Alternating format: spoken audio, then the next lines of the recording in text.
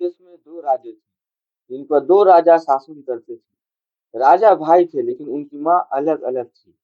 बड़े राजा का एलिस नाम का एक बेटा था और छोटे राजा का बेन नाम का एक बेटा था।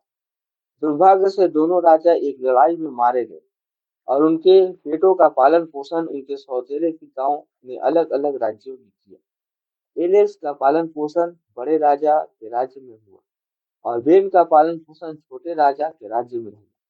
साल बीतते गए और एलिस और बेन बड़े होकर मजबूत और बहादुर युवक बन गए। एक दिन वो संयोग से एक दूसरे से मिले और पता चला कि जन्म के समय ही उनमें बदलाव हो गया था। वो हैरान और भ्रमित थे, लेकिन उन्होंने अपने अतीत के बारे में सच्चाई का पता लगाने के लिए एकजुट होने का फैसला किया। जैसे ही उन्होंने जांच की, उन्हें पता चला कि एक दुष्ट जादूगर ने दोनों राज्यों में सत्ता पर कब्जा कर लिया है और उन्हें नष्ट करने की धमकी दे रहा है।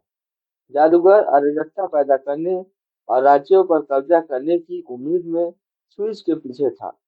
एलिस और बेन जानते थे कि जादूगर को हराने और अपने लोगों को बचाने के लिए उन्हें तेजी से काम करना हो। वो सेना में शामिल हो गए और जादूगर की मान को खोजने के लिए एक खतरनाक सफर पर निकल पड़े।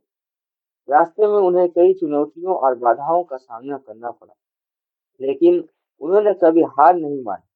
वो जादूगर के सेवकों के खिलाफ बहादुरी से लड़े और उसकी मान तक पहुंच गए। एक भयंकर युद्ध में एलिस और बेन ने दुष्ट जादूगर और उसके काले जादू से लड़ाई की। उन्होंने उसे हराने और अपने राज्यों को बचाने के लिए अपनी ताकत और साहस का इस्तेमाल किया। लोगों ने खुशी मनाई और एलिस और बेन को नायक के रूप में सम्मानित किया।